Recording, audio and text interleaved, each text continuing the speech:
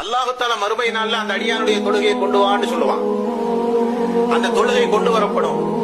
பரலான தொழுகையில் ஏதாவது குறைபாடுகள் இருந்தா அந்த குறைபாடுகள் நமக்கு சொல்லப்படும். நீ தொழுத லுஹர் தொழுக, நீ தொழுத ஃபஜ்ர் தொழுக, வெறும் தூக்கம் அப்படியே தொழுது நீ காலம் எல்லாம் ஃபஜ்ர் தொழுக, உனக்கு அது கூலியே இல்லன்னு ரப்பு சொல்றான்னு ஒரு பேச்சுக்கு வைங்க.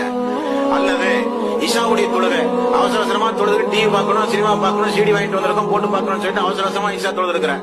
அல்லது நீ தொழுகும் போது பூரா உனக்கு எவன் அக்கௌண்ட்ல பணம் தரணுமா, எவன் கடனாளியா எல்லாம் நினைச்சு நினைச்சு நீ தொழுது இருக்கிற. என்னமாவது ஒரு டிராபேக்ஸ் மனுஷனுக்கு அடிப்படை வந்ததுன்னு வைங்களேன், அல்லாஹ் தஆலா என்ன செய்யறான், அவருடைய குறையெல்லாம் பார்த்துட்டு சரி இது 100 மார்க் போட முடியாது. உடனே மாணவர்களுக்கு ரப்பல் திரும்ப கேட்கிற கேள்வி, எனது அடியான் முன்பின் சுன்னத்துகள் உபரியான வணக்க வழிபாட்டை என்னுடைய அடியான் செய்தானா?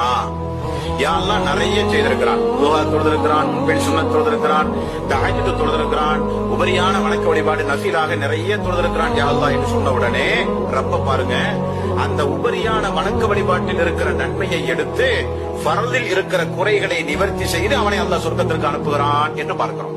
அப்ப வெறும் ஃபர்ல மட்டுமே தொழுதுட்டு சுன்னத்தை நம்ம டோட்டலா புறக்கணிச்சு எந்த உபரியான தொழுகையை தொழுகாம நம்ம வாழ்ந்தா என்ன ஆகும்?